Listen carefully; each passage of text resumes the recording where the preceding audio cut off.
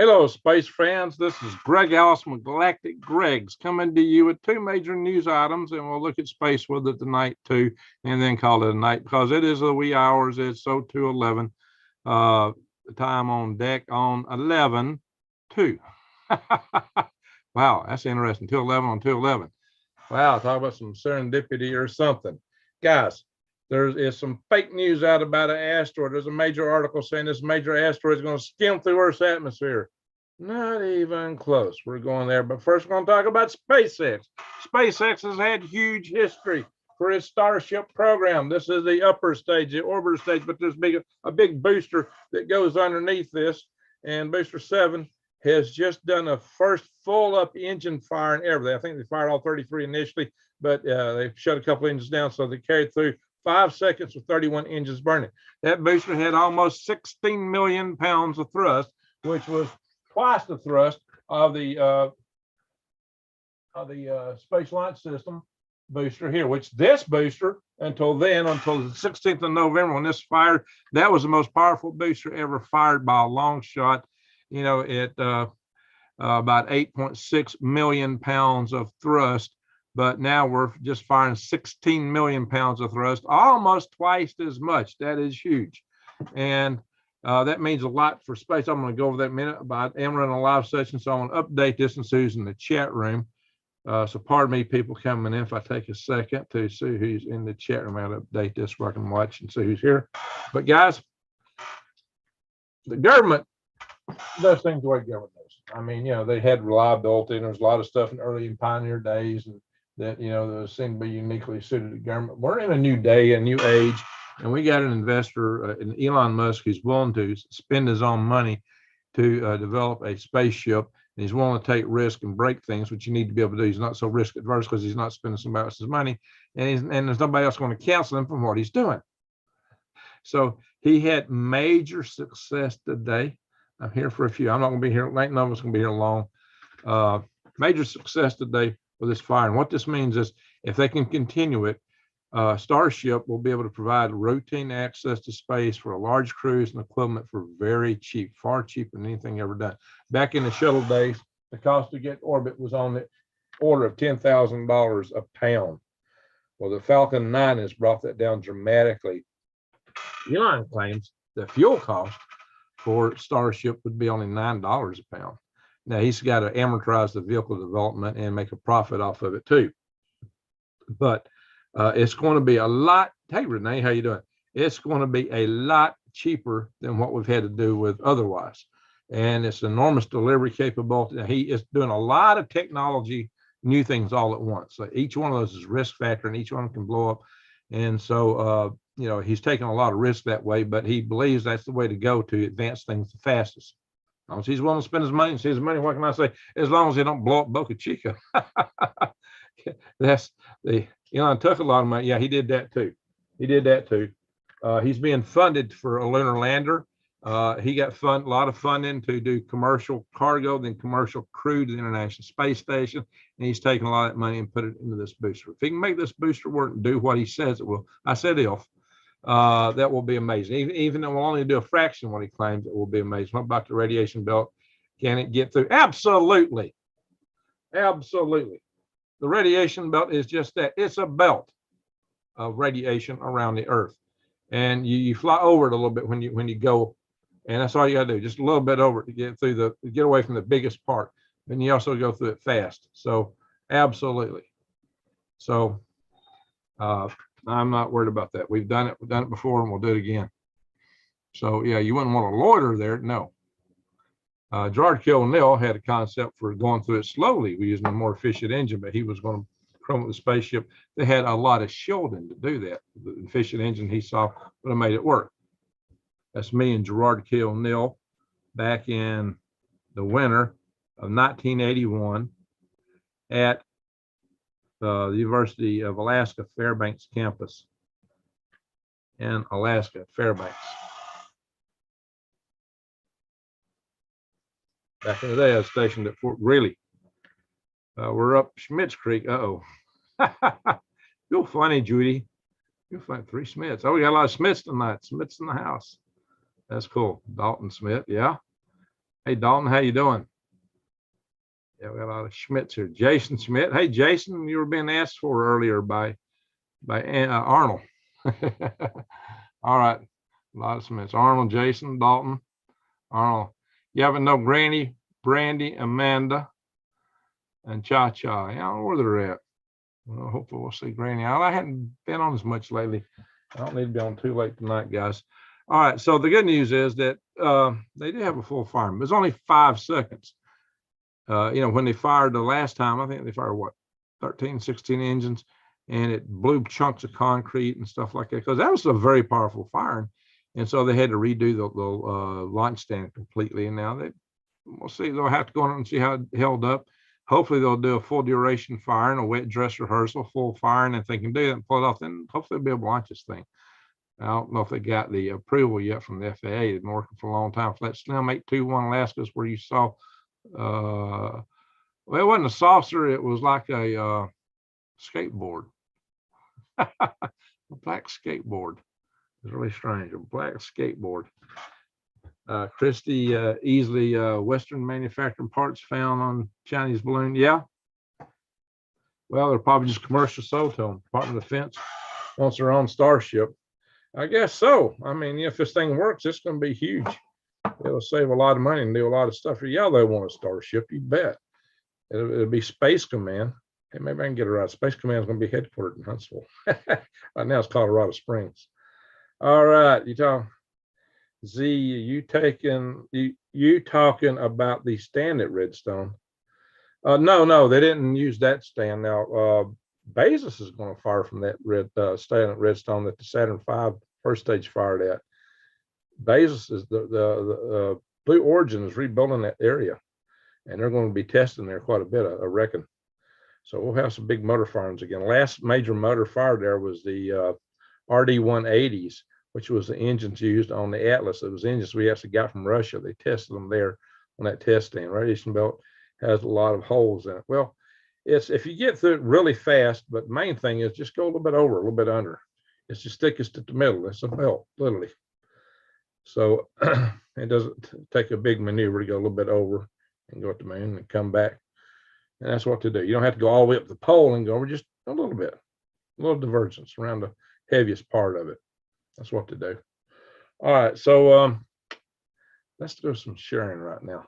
Yeah, so I'm excited that they had that fire, and it's a long way from the full duration fire. And I think they're going to be firing that thing for under 3 minutes, a little bit, maybe 10 seconds, less than 3 minutes for full launch.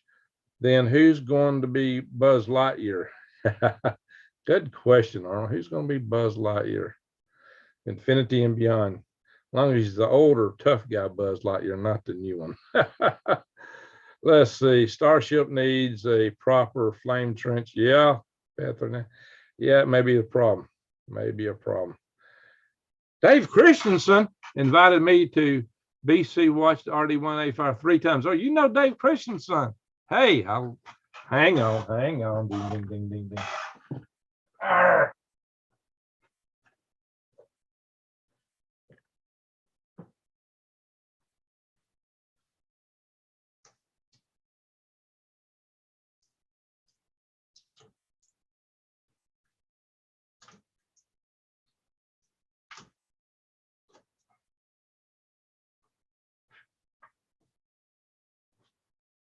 No, Dave Christensen passed away when that hurricane hit Texas. He had moved down to Texas to be close to his family, and the hurricane hit, and he was sick. They couldn't even hardly get him to the hospital, and everything was put out. They didn't have a decent funeral for him, which is unfortunate. Dave Christensen's avalanche.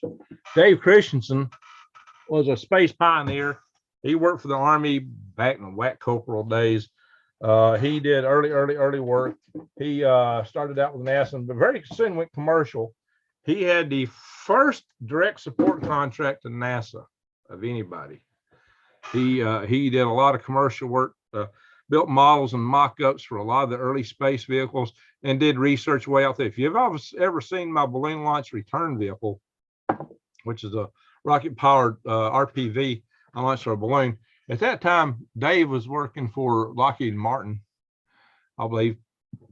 And we went to them, and with Dave's guidance, got a subcontract to Lockheed. They were a subcontract to me on a phase 1 SBR, and they did the aero analysis to get the size and shape of that little bird correct. And so, yeah, I used them. Now, this is the guy standing. This is Dave Christensen's personal workshop. This is Dave right here. That's me. I'm a little fatter then. This is Walter Hammond.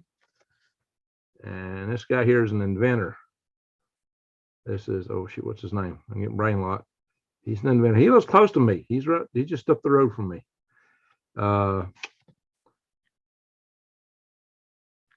Dave passed away. We formed a group, a corporation, the 4 of us. And the whole purpose of it was to develop anti-gravity. Yeah. Shoot, how am I getting brain locked here? Come to me. This is in the video probably. This gentleman here had really worked up physics, and he had a lot of stuff. Dave Christensen was a big space pioneer. He worked on a lot of the earliest magazines promoting space way back. You know, they had a local produced space magazine. He was a space architect, just a real wide thinking guy. He worked on the engineering side. He worked on the popularization side. Walter Hammond down there wrote a book. Harvey, what's Harvey's name? Harvey's his first name. Harvey.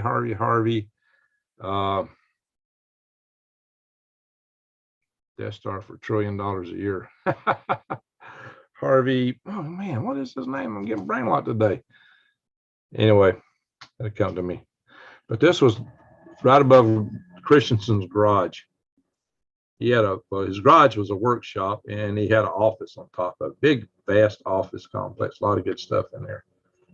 Big whiteboard to draw on. He was a great man. I don't know anybody. I don't know. Dave was heavily involved in the Saturn 1. He was.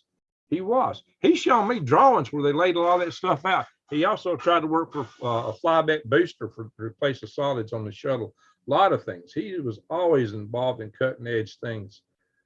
Was his, no, it wasn't cold magnetics. It's something else. I don't think I'm at liberty to tell you exactly what we were. Well, we all had non-disclosure agreements, so I don't think I'm quite at liberty. It's probably expired by now. But the whole idea isn't dead. I mean, Harvey is still working toward that, and you know, the 3 of us could put that corporation back together. I've just been wrapped up in other stuff. Harvey got wrapped up in another magnetic invention. Yeah, he had a magnet, wasn't cold magnetic. So Harvey's doing a magnetic invention, and magnetics was involved in what we're doing, but not the way you'd probably think. Yeah, we were going to put high tension in the space, you might say, cold fusion in a box. And yeah, we were somewhere way beyond that kind of stuff. We got some cutting edge ideas for propulsion. If rocket work in space, what about a ramjet? No, there's no air.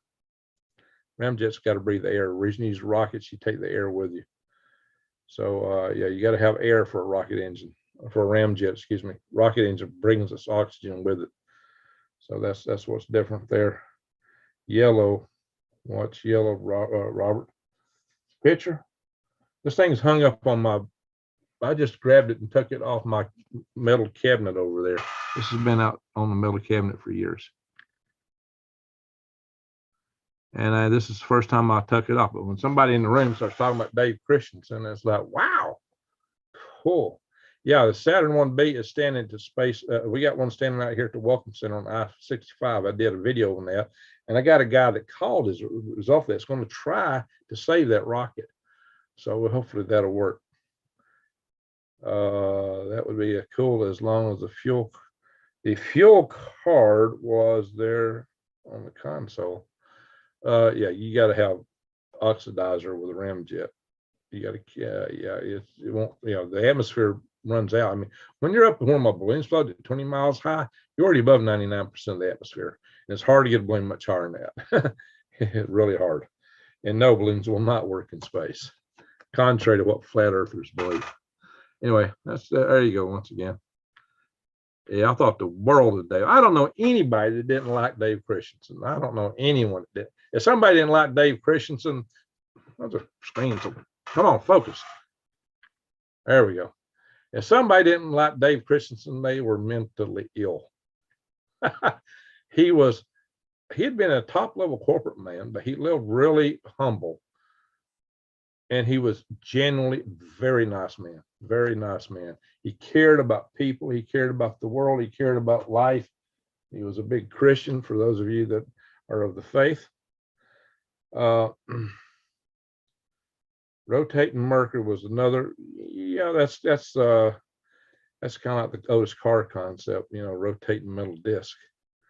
Rotating Mercury, similar. That's been of interest. You probably have seen me talk about that kind of idea on Rex's show, and I got a picture of that right here, depicting that as a form. But yeah, I got blurry.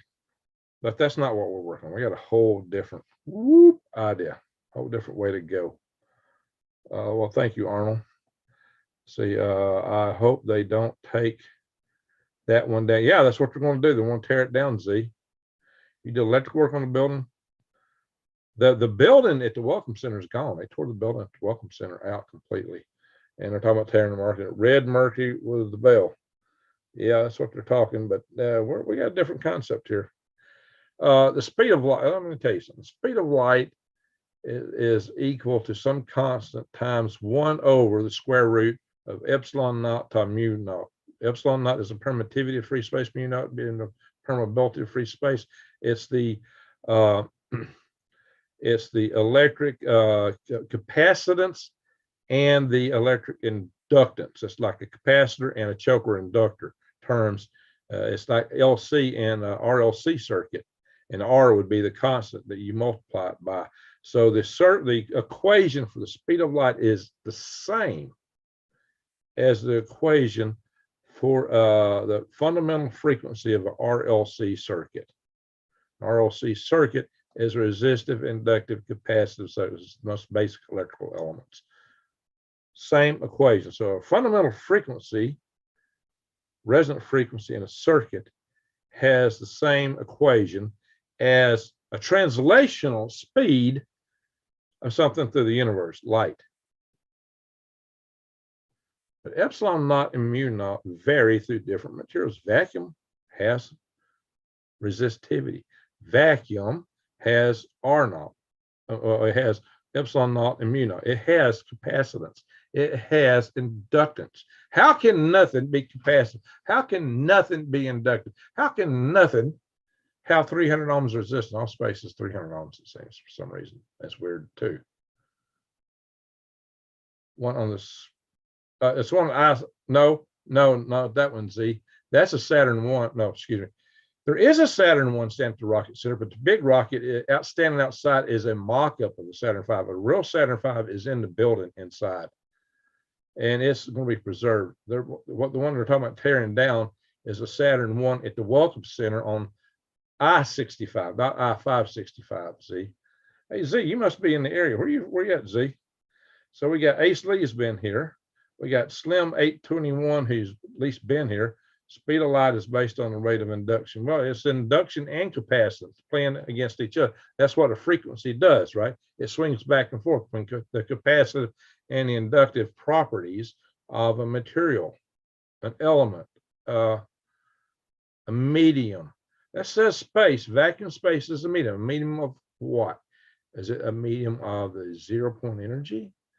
It's a medium. There's something there. It's like an ether. And supposedly the Michelson-Morley experiment proved there was no ether, but it proved it for a static system. An AC system, I don't know, might be different. So something is still going on. Water let loose in space turns into mini globes. Yeah, it will form droplets. But if it's in your space capsule, and astronauts will squirt water out and form a little globe, and they'll fly at it and eat it like a Pac-Man. That's kind of funny to watch. But I'm a citizen Z. I just changed my name to Z. I'm in Hazel Green, born around Hazel Green. Yeah, you're just right next door. If you're a prepper, Are any? I'm along I-65. All right, Dalton, where along I-65 are you? North, south. I-65 ain't that far from me. Tesla had it down ether, yeah. It's a different kind of an ether than what they were expecting at first, what they thought they disproved with the Michelson-Morley experiment with interferometers and so forth. But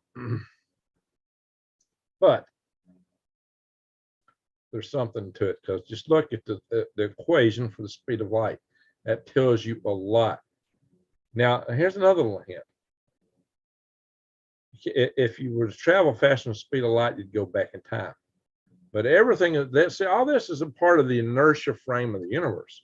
If you could decouple yourself from the inertia frame of the universe, you're in a different ball game. Yeah, you don't want to build up too much inertia. Okay, Kentucky near Louisville. Got it. So you throw. What was it? Oh, shot down in Alaska. Apparently, it must have been a balloon. They wouldn't tell. They said an object, whatever the object is, got shot down in Alaska. Well, the word out now is that object was the size of a car. That's not a balloon big enough to carry a militarily significant payload. It's a little science project balloon at best. You wouldn't shoot that down for a threat, but to military facilities or population or EMP threat. No, I don't believe that. No. But they said it's 40,000 feet, and they said it was a hazard to air traffic. Now that could be. So that's worth taking it down for. But they should have had a more cost-effective way of taking it down than a Sidewinder missile. Holy smoke! That balloon was probably a $300 project, and they took it down with a $100,000 Sidewinder missile. I don't know, it might even be worth over $1 million. Somebody just looked up the price of a Sidewinder missile. It can be done. Lottie, let's see. Tesla would use vibration to move through space.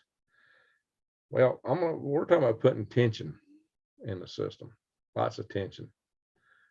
And yeah, it's going to have a frequency.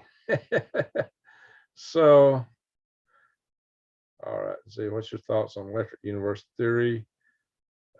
Any merit to guys? I'll say this: Coulomb force is the most powerful force over long distance, far more than gravity. So it's neglected. But these people that tell you that stars don't have fusion, yeah, I don't buy that.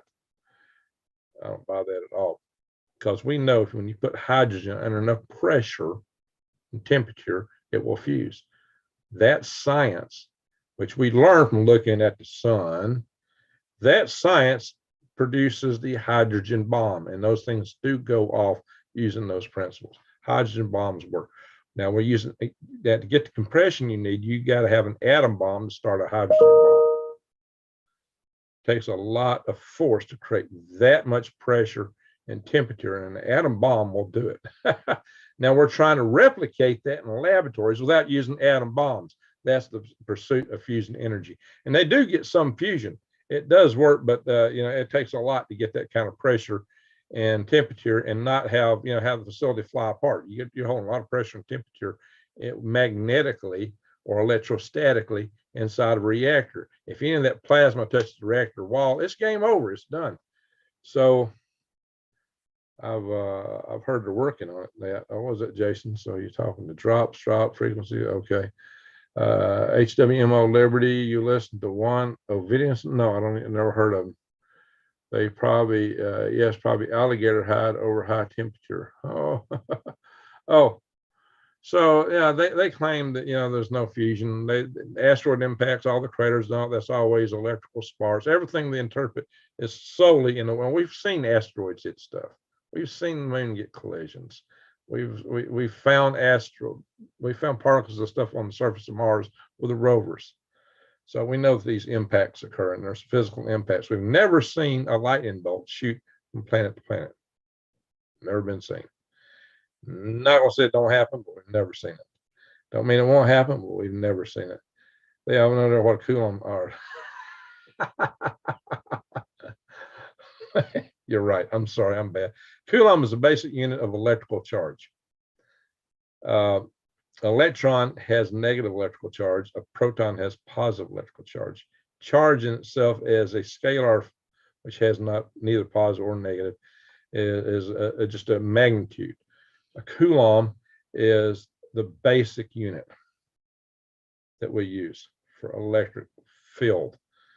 Now, a coulomb, so many coulombs per second, is your current. And I forget how many coulombs per second make an amp. Maybe remember drops is at 1. I mean, metric is pretty unitary. It's probably something that simple. But in any event, the coulomb force, it goes for a long way. It's very powerful, very, very strong. Magnetic fields are weak compared to coulomb. Gravity is extremely weak. Outside the atom, coulomb force is the strongest thing we have outside the atom. I was really impressed when I found that out. And then I got kind of like, well, why are all these astronomical physicists, they only think about matter and gravity? How come they neglect Coulomb force? Well, there is a field of plasma science. A lot of the clouds, almost all the clouds in space are plasma that are electrically charged. So, yeah, okay, maybe I need to not even talk about this because I don't want to go into a full up education here. Drops is electrical engineer. I'm an electrical engineer. So just suffice it to say, there's stuff more powerful than gravity. There's stuff more powerful than magnetic fields. Earth's magnetic field is really very weak. Very weak, really. Compared to the magnets that you deal with in everyday stuff, industrial,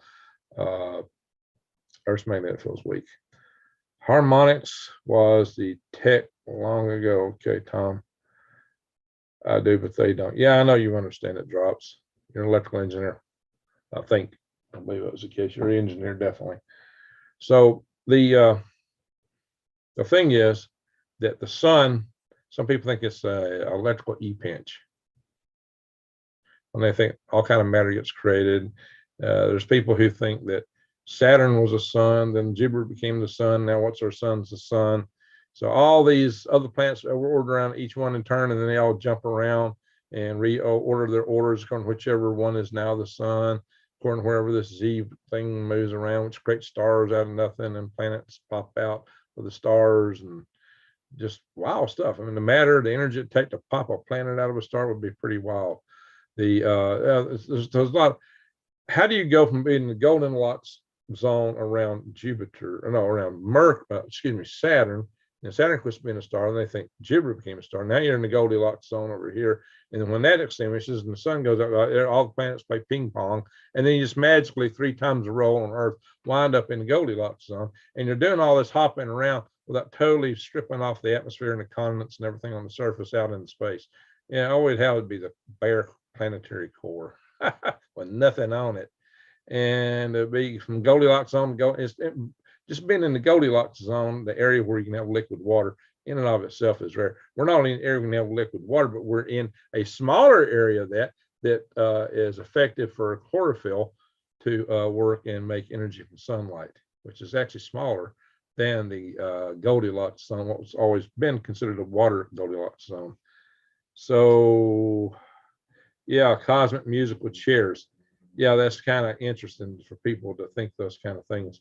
Venus came from Jupiter. Yeah, that's what they say. No, you think about it, matter wants to come together, not blow out. Gravity is going to pull it together. The amount of force it would take to launch a planet away from a gravity field like Jupiter would be stupendous.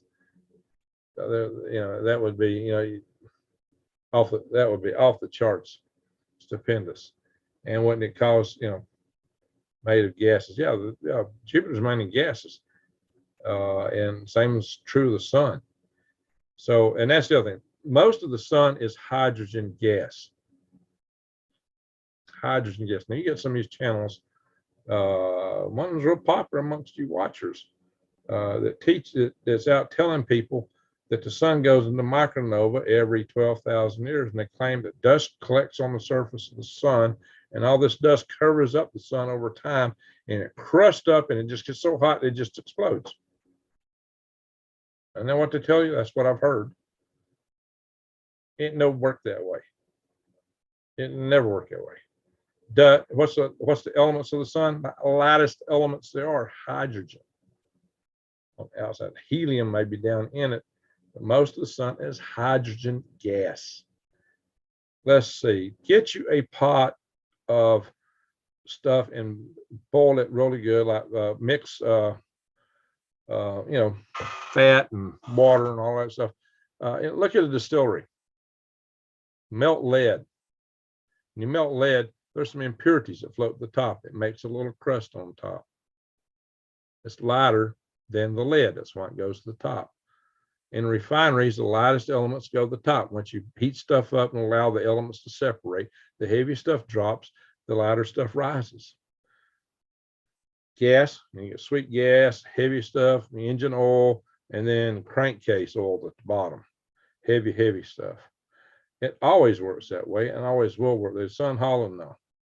That's what's going to happen. You're going to have this gradation in a gravity field. When you heat something, it's going to distill out according to the weight of the elements or the molecules involved. So this whole idea that the sun is going to have heavier elements like silicon, that's what they claim, silicon. If dust and space just crust up on the surface. No, if silicon goes to the sun, it's going inside to the core. It's not going to crust up on the surface. Yeah, crusty sun. That's what they teach. The sun's going to crust up. And once it gets over crust, she goes boom. It happens every 12,000 years. Excuse me? Anybody that's melted lead, and I've done it because I cast things I put in my smoke poles and go bang bang with. Okay, I've done that when I was a kid, and I knew back then lighter stuff floats, heavier stuff sinks. Always. You scrape those impurities off the top. When a planet forms, the crust floats, the metals sink to the center. Yeah, even on Earth.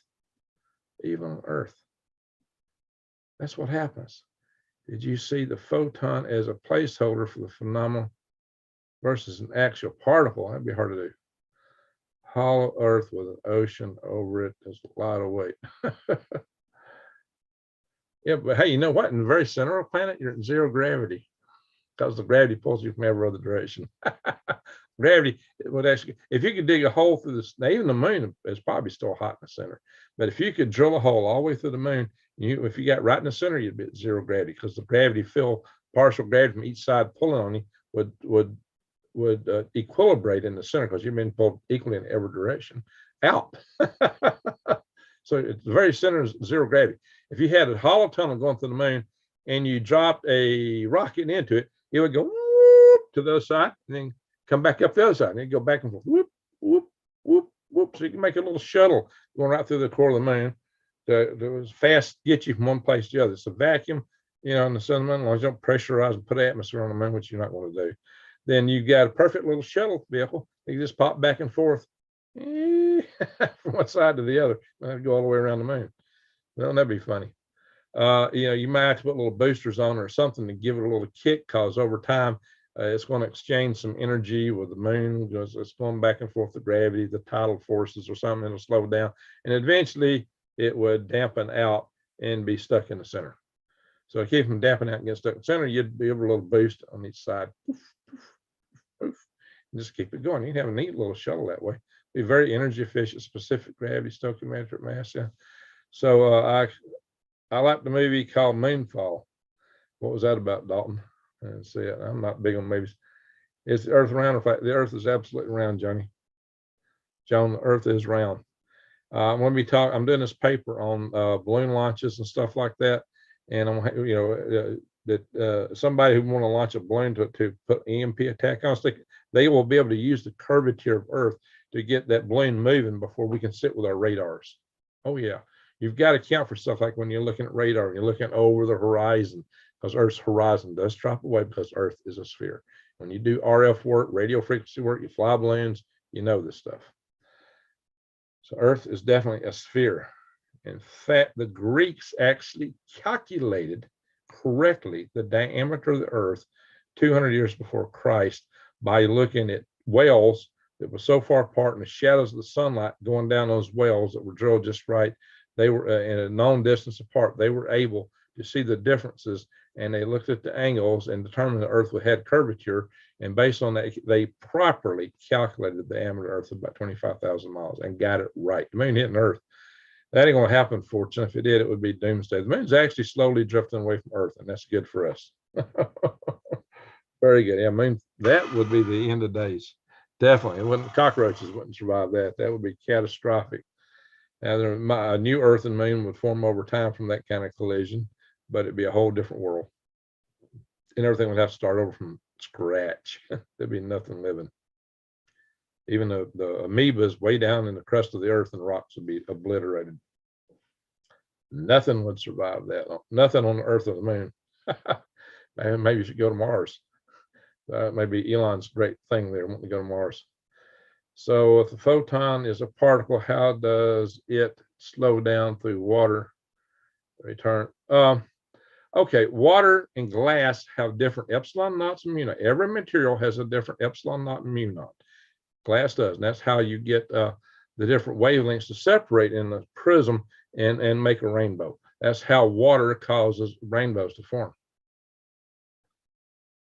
So, yeah, amen drops. He is an idiot. Oh, yeah. He tells you that every 12,000 years, the Earth goes whoop, and 12,000 years later, it goes whoop. And he tells you that you got a 2-mile high tidal wave sweeping around the Earth. Oh, yeah, he's selling property. He's selling land at some retreat. And he's taking a lot of money from people he's scaring the death out of. People call me a fearmonger. Let me tell you guys, don't invest in that. If he were true, there would not be a cavern on the planet would have a stalactite or stalagmite more than 4 foot long. And every floor of every cavern would be littered with 4 foot long stalactites and stalagmites from previous cycles. Or it's going, you don't see that. No. And why? Because the Earth don't do that. Why? Did you have that? Because it takes 12,000 years for a stalactite or stalagmite to grow 4 foot. And now we got stalactites and stalagmites that are very long and very thick. There's a column in Cathedral Caverns near Grant, Alabama. It's very close there. I can get there in about 30, 45 minutes. That column is the largest in the world. It is ginormous. That thing is probably 35 million years old, which tells me the last 35 million years, that never happened at all. Because what would happen if you had a 100 foot, forget 2 miles. If I put 200 foot of water, even 100 foot of water over the cavern, even if it was totally sealed, the weight of that water would find a way down through the ground somewhere. It'd find a crack, it would cut through, shoot through, and under high pressure, it would shoot a stream of water. Water cuts like a laser under pressure. In fact, you can use water to cut steel. And anybody who's worked with submarines know this is true. Water will cut like a knife. It will cut like steel. And it would crash in these caverns and obliterate all the stalactites and stalagmites that would not exist. They would obliterate it. Maybe laying on the floor of the cavern. Like I said, you'd find piles of 4 foot long stalactites and stalagmites all over all the caverns. And no stalactites or stalagmites more than 4 foot. And we don't find that anywhere in any of the caverns on the planet. So what's that say? It ain't happened. Not in 35 million years at least. Now, 65 million years ago, when the asteroid hit the dinosaurs, we had a 2.5 mile tsunami, they believe. It radiated out, but inverse square law, it did not cover the whole world at 2.5 miles. It petered out. Florida is 70 foot above sea level. Florida caverns has beautiful, giant, enormous stalactites and stalagmites. 70 feet above sea level. Okay, during the Ice Age, it might have been 470 foot above sea level. But still, that tells you that if you're probably 500 feet above sea level today, if there was a big tidal wave from an earthquake or a sort of bomb being set off or an asteroid impact, you'd be good from anything that's not too big. Now, if it's a Chicxulub dinosaur wiper outer, you don't want to be anywhere close to it, yeah, you'd be in trouble. But that is just not likely. Lee knows. They're talking about Lee Wilberger. Yeah, he's no fan of suspicious observers. It's both. When you are on the Earth, everything looks flat. But when you're 300 miles above the Earth's surface, it's spherical. Exactly. Atmospheric pressure holds us down. No, atmospheric pressure don't hold us down. We're being held down by gravity. Gravity sucks us all together and toward the core of the Earth, and it holds the air down on top of us. Now, there is atmospheric pressure, but it's caused of gravity. We have stalagmites 150 feet. There you go. Now you wouldn't have those. They are slow to form. Yeah, 12,000 years gives you 4 foot. May not agree with Lee on everything, but he's correct on a lot of stuff. That's right. That's right. Well, he does try to do some critical thinking. So another thing. Now there is a case that, strange enough, it does look like water scattered over the Sahara Desert. The Sahara Desert is like maybe up to 1,500 foot tall. Some of those formations where it looks like water scored over it. So there's the evidence. That's it. That's the proof. Right there. No, it's not. No, not at all. You go, several hundred miles south, there's the Congo, elevation, nothing. The pygmies have been living there for 50,000 years. There is no sign of that area being scoured by waves like that. What about the Aborigines of Australia? No evidence of such things there. What I believe happened in Africa was when the comet hit the Laurentide ice sheet, it flung pieces off. You find results of that in the Carolina Bays. There are craters all up and down the eastern seaboard and even somewhat in the south, and craters that are oblong, like ovals, not round. That means they have two foci, and if you draw a line between the two foci, the two centers, all those lines point back to the same spot. That's where that comet. Actually, there's two sets of them, so there's probably two different impacts. This thing broke up. Like comets are just big rubble piles, like asteroids anyway. Part of it hit up in Greenland. There was a piece hit in Kansas. I think another piece hit somewhere else on Earth, but most of it hit on top of the Laurentide ice sheet.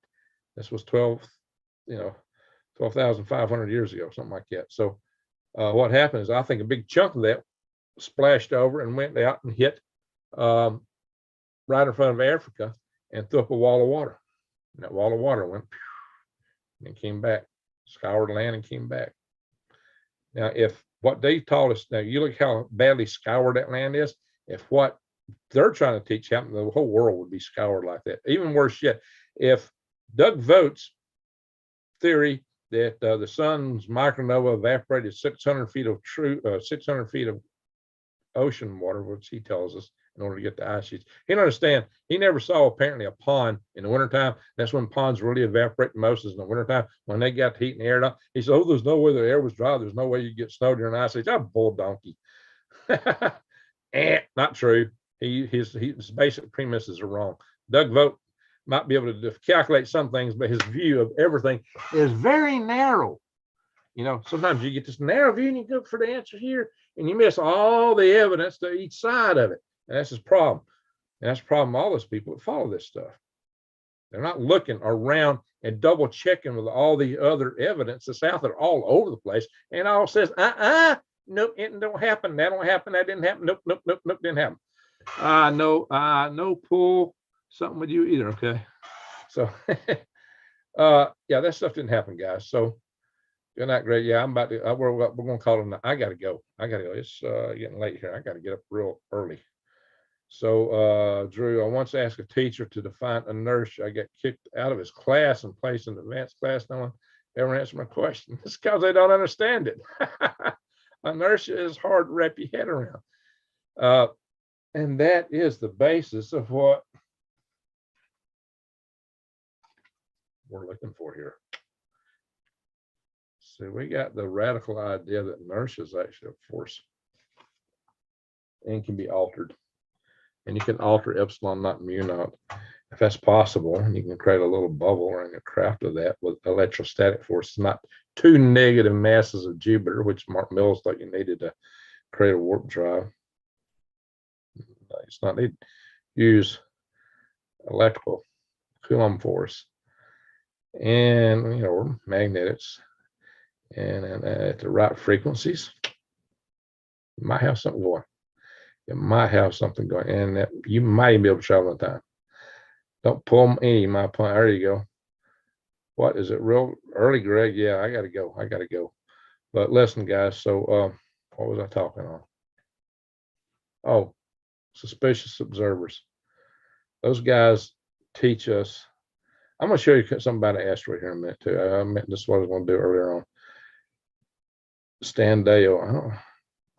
Stan Dale rings a bell. Is that somebody that comes on Lee's? Not Rex's channel, I believe. What's Stan Dale?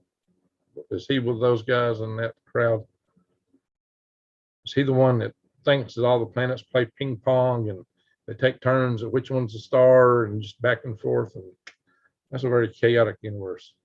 How do you always find the perfect balance in a chaotic universe? Good night, Blendatic. All right, Slim. Good to see you. Slim, I know you. I know you, Slim. This is highly interesting. Slim knows people I know, definitely. So, Slim, do you remember Huntsville, Alabama L5 Society? Been in town since '83. Remember Conrad Dannenberg and those guys? What the college was staying. Okay, drops.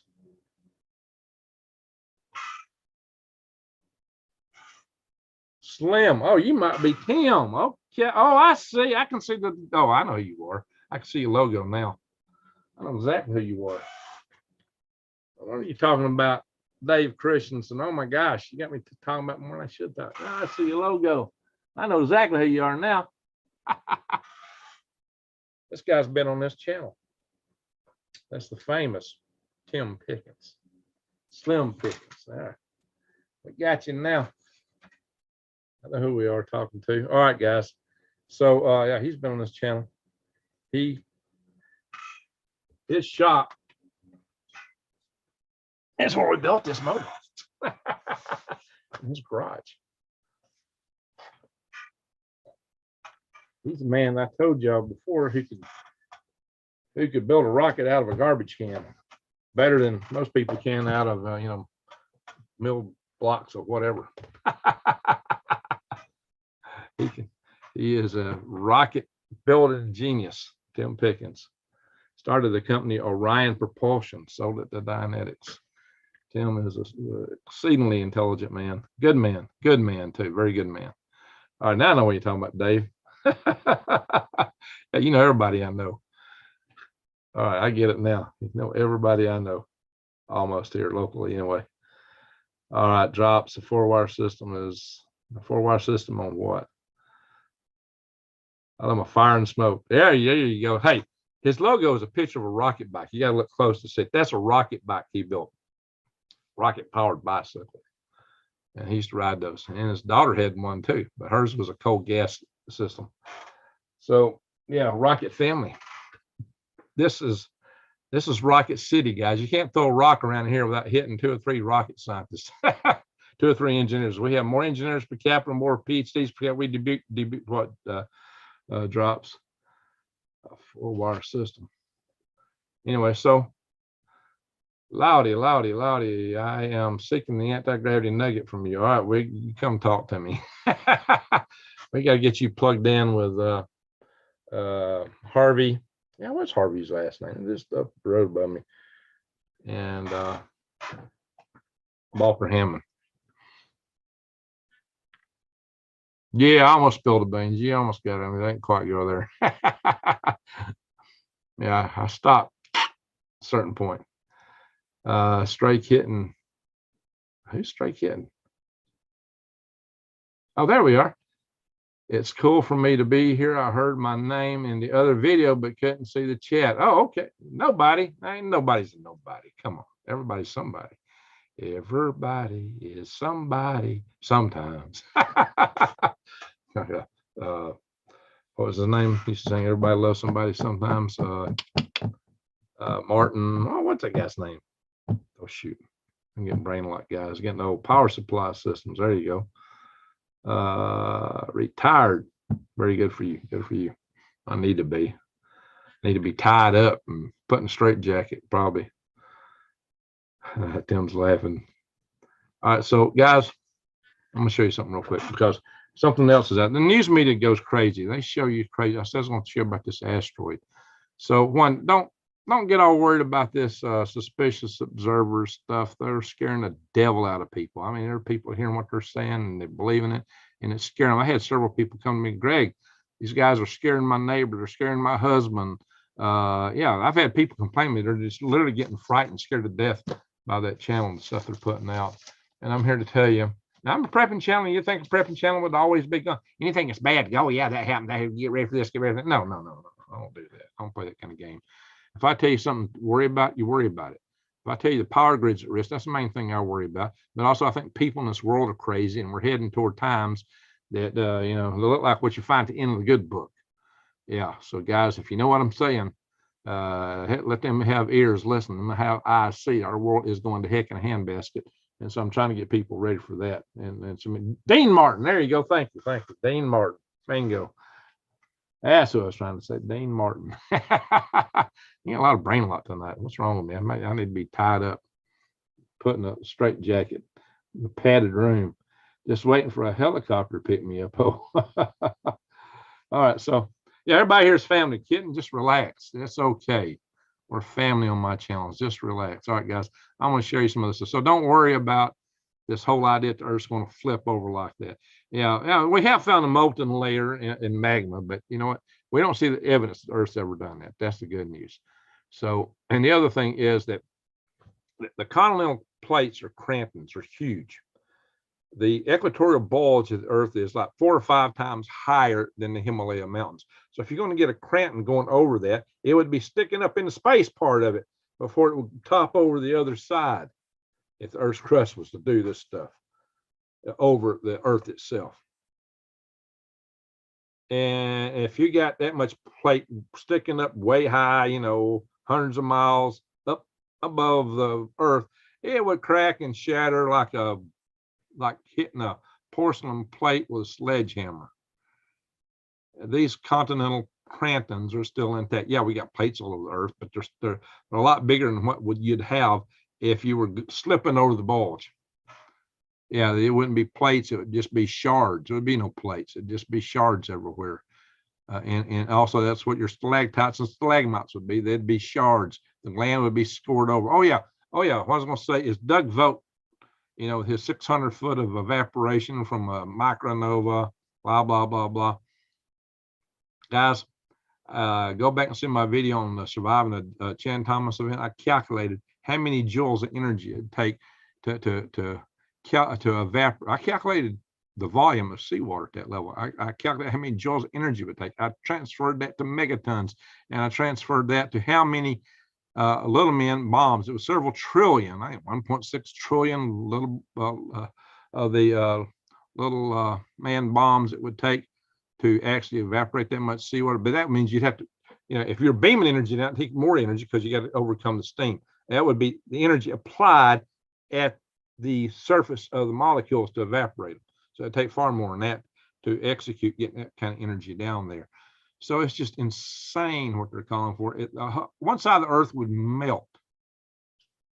I mean, the rock would be molten, and the water would scour it. So there'd be nothing on that side. The other side of the Earth would be flash frozen because that side would be so hot. All the air would come up into a gigantic hurricane tornado force wind system that would cover half the planet where the sun was at shining.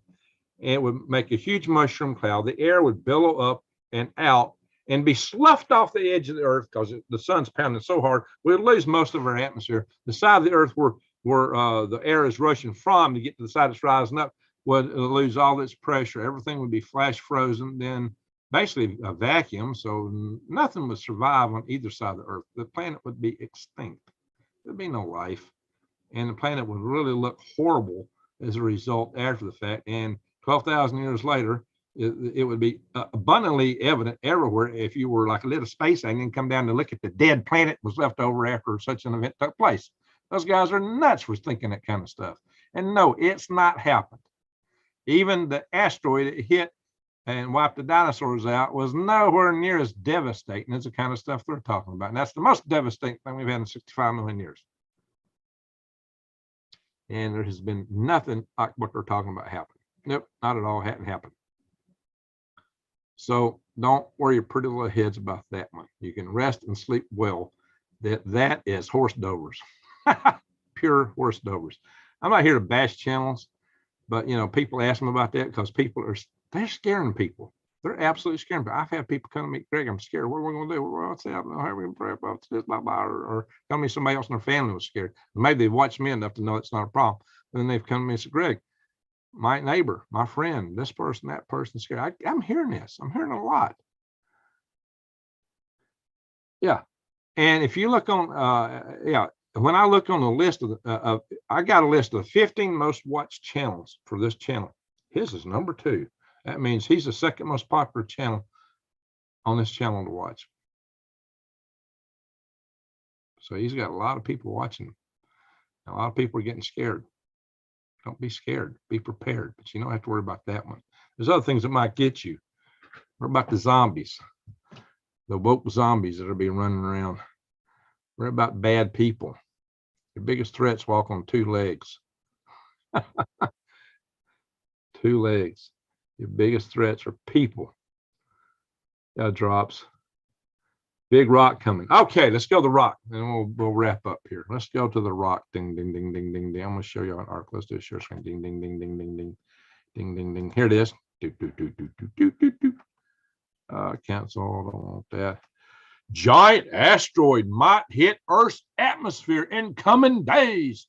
We're going to be able to believe this giant asteroid is going to hit our atmosphere. It's going to get us. It's going to cook us and burn us slap up.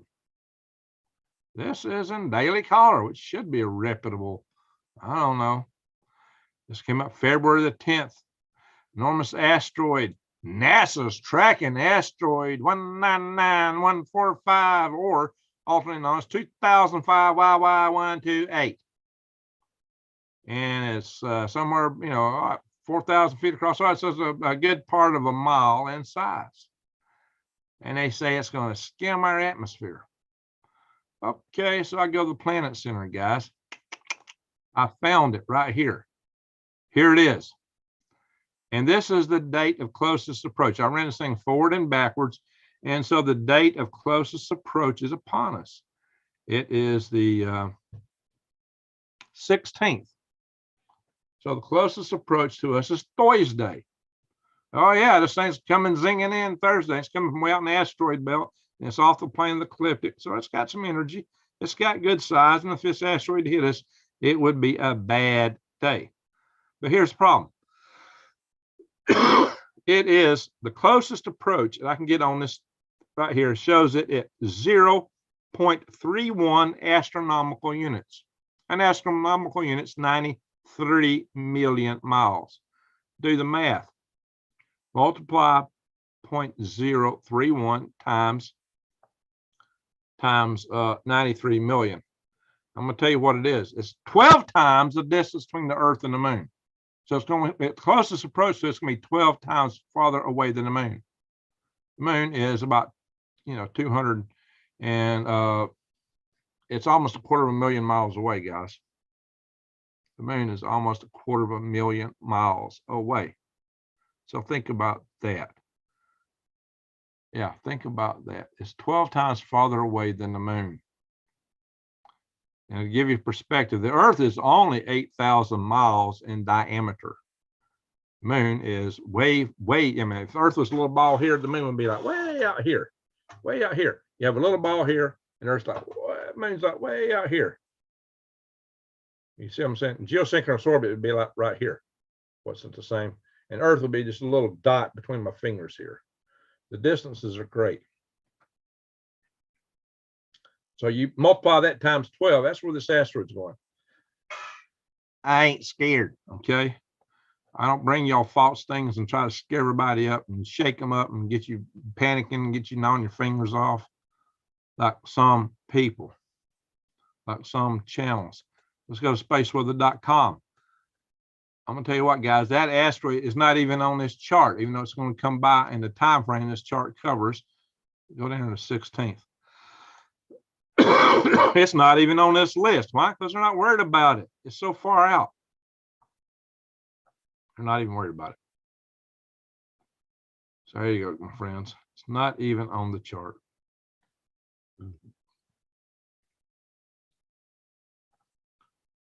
So now maybe they're hiding it. Yeah, okay, whatever. I don't see it here. And where I do see it, it like it's missing us by a long distance. Ella, if one's coming, I'll let you know. There you go. Just where do you live to see what bizarre activity you're talking about? What's somebody saying? One of the Alaskan Inuit natives talking about Earth movement has changed. Oh, you know what? The North Star is still where it's at. I mean, don't worry about it, guys.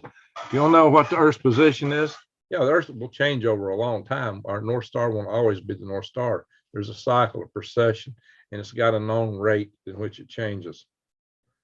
Live in the inner city. Well, you don't need to be in the inner city, stray kitten. That's one place you need to go. I see zombies walking around yelling at nobody all the time. Yeah. Get out of the city. If you want to survive, that's a terrible place to be. Get out of the city. You need to find your place out in the country. Get your homestead. Get out of the country. Get out in the country. Guys, here we are.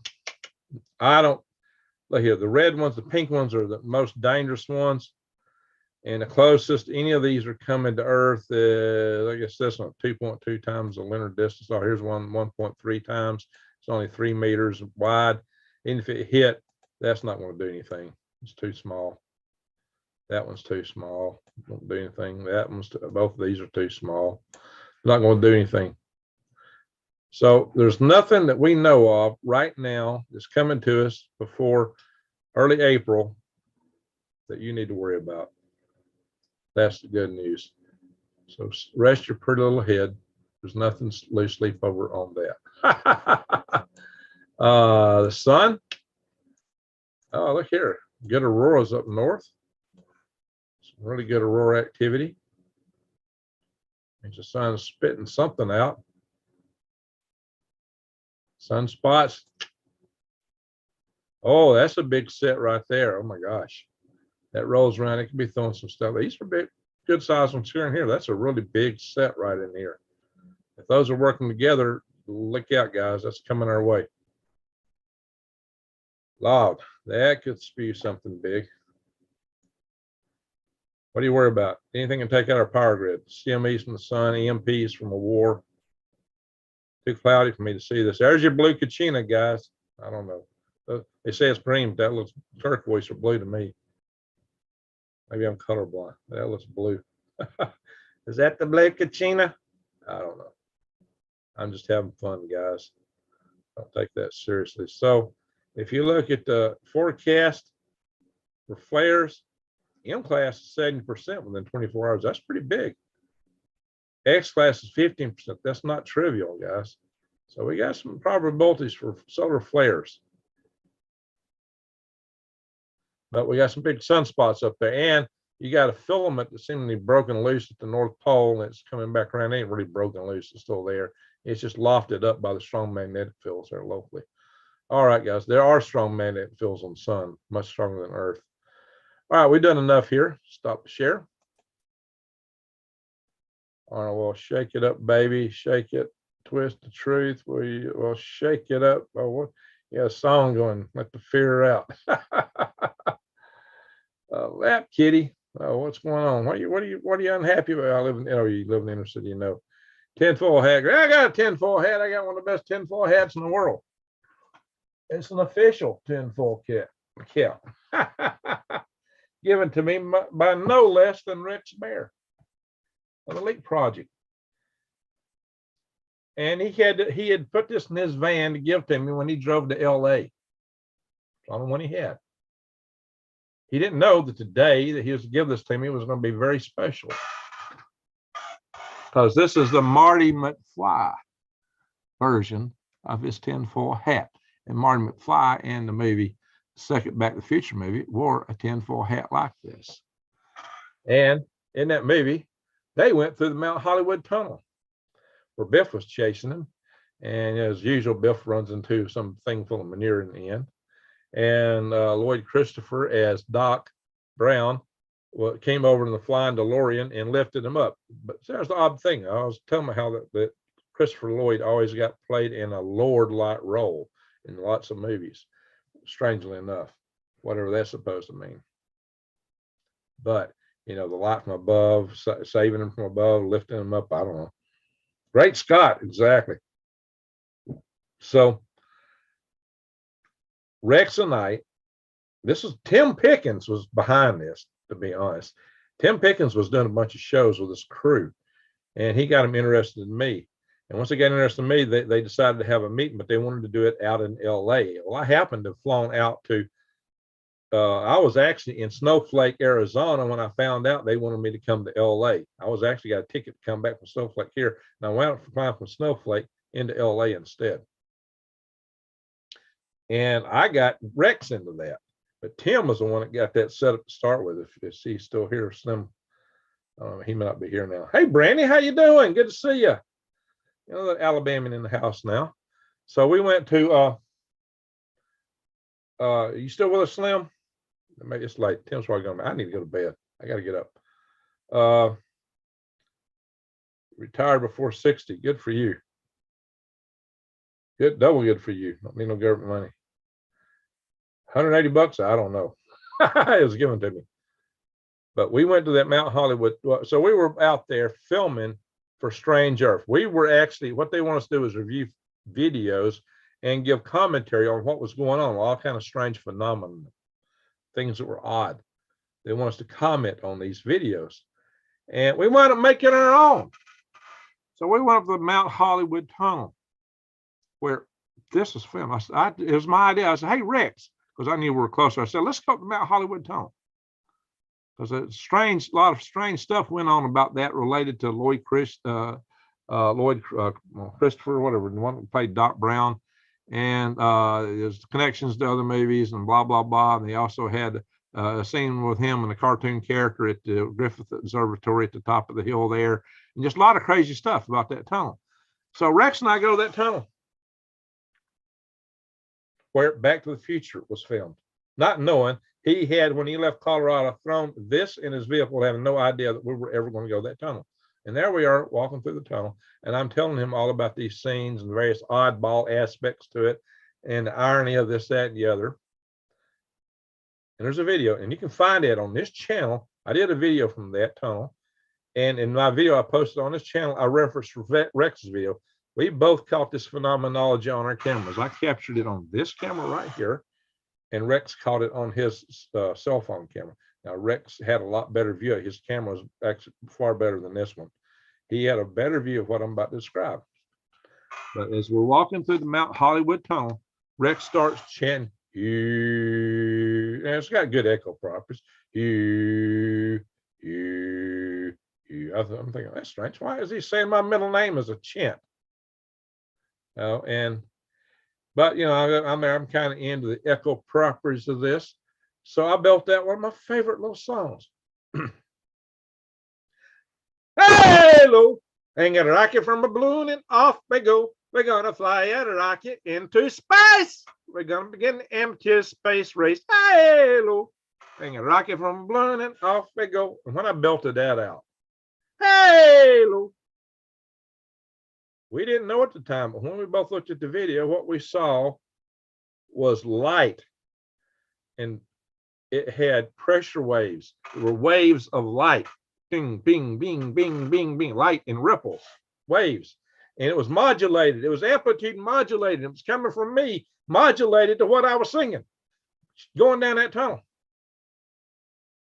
If you want to see it, go to my video on this channel on it and go to Rex's video, which is referenced in my video below. We didn't know that till later. We got both looked at this video. What is that? Rex calls me, Greg, what's in the video? I said, that's weird. What is that? And yeah, when we got back in the tunnel, Rex said, oh yeah, I brought something down here to give to you. Marty McFly hat. Even tonight, Rex and I did a video together, and he just started saying something about cloud or something. Yeah, he was talking about that. Just talked to someone, mentioned cloud. And suddenly this ad pops up on my computer for the cloud. What? Weird stuff. A lot of weird things happen, guys.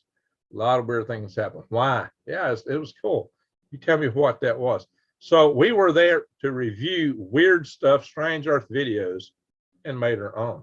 But it was double strange because not only that, the certain, you know, just the connections of things in the universe. He had this hat to give us, to give to me. He had took it beforehand. And it was all about Marty McFly. This is a Marty McFly version of a tinfoil cap. And he gave it to me right after I tell him that story about Marty McFly. And in that video, I'm wearing my little knit hat that y'all see me in so often here.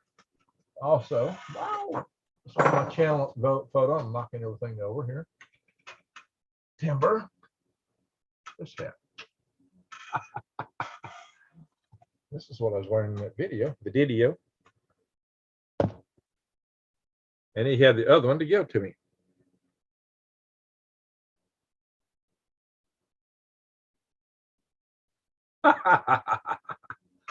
There we go, guys. So there's a funny hat story. It's the funniest hat story I've ever encountered in my life, and I'm somehow in the middle of it. I don't know how that happened. Things happen for a reason. No kidding. Yeah. Oh, you saw it live. Yeah. Light from my voice. Strange. Light from voice. Strange stuff, guys. I guess that's why Gorgeous Awesome decided to give me a lot of wizard gizmos. I hadn't seen them in a while. And this, I got this from Gorgeous Awesome. They make gorgeous stuff. That's true. They make some pretty stuff. They got a Etsy store, guys. Yeah, things happen for a reason. You're right, Arnold. Things happen for a reason. Things happen for a reason. The light in the tunnel was spooky. So you saw that too, Angela. Okay. Yeah, that was interesting. I know somebody else who's had light come out of her head, according to other people. And she's a mod on my channels. And I'm not going to say who. Well, leave it to y'all figure it out. Angela, where do you live? All right, everybody, we're about to leave. Everybody tell me where you live. Where you at real quick? Let it roll. Where you from? And we got to go. Then Rex catches the UFO with Lee too. He's connected to the Borg. Uh-oh. Yikes, I hope not. No, I don't think Rex is connected to the Borg. All right, everybody, real quick, roll where you're from, and we got to go. I got to get in bed because I got to get up in a little bit. All right, folks, come on. Where are you from? Kentucky. All right, Dalton. Yeah, you're on I-65. You told me that earlier. Yeah, I've driven I-65 up through there. Think about this hat. It's really warm. That hat is warm too. Still got some coffee here. How, G? Yeah, I know you're in how. Jason, Nevada. Where in Nevada are you? Marvin Fun Time in Northern California. Okay.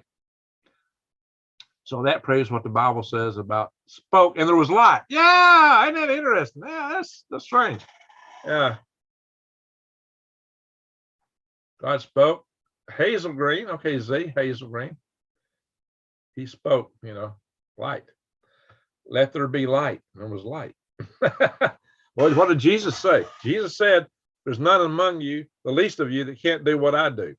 We're just having a hard time waking up to that. He tried to tell us, Jesus told people that. And he repeated that. Even if you can do these things, is what he said. Mount Charleston. Okay, Jason. Daytona Beach. Hey, Preston. Paulot Pines, California. Lost in Space. That was good. Checkers X. Southern California. New York, Tommy Ferry. Texas Hill Country. Angela's Texas Hill Country. Okay. John Long, Northeast Oklahoma. John, are you close to Jason Avers? Are you the one that said you actually knew Jason? And somebody on my channel actually met Jason. Was that you, John? Jason's awesome. He's not here tonight. Later, folks. Hardneck Falls in Oklahoma. And John, yeah, which one of y'all met Jay? It was Hardneck. You, Wendy, you met Jason, right? Yeah, y'all three ought to get together. Jason, Wendy, and John. Nolans, pull my finger. Okay, Nolans. All right, guys. I've got 43 in the room, but we're going down now. All right, folks, we need to call it a night. We need to call it a night. I want to thank everybody for being here. I want to thank you all for being. I want to thank you mods for being here. Western Alberta. All right, Jason, we got you. Arnold, excuse me, Arnold Smith. Yeah, all you Smiths are getting me. Yeah, we all have Smiths in the house tonight. I met Jaden. Jaden. That is Jason. Okay, yeah. You're the one that met Jason. All right, Wendy. That's kind of what I was thinking. You met Jason. Jason is he seems to be a really incredible guy. Really incredible. I like him. Think the world of him. He's a smart guy. Real smart guy. All right, guys. Yep, yep. Marvin Fun Time. I always want to say Marvin Furniture. If anybody knows my area, you know that we used, especially in Sand Mountain, Alberta, we used to have a lot of Marvin Furnitures. Anyway, thank you, Angela. Glad you liked it. So with that, I'm gonna say again, thank y'all for watching. Have an awesome good night, and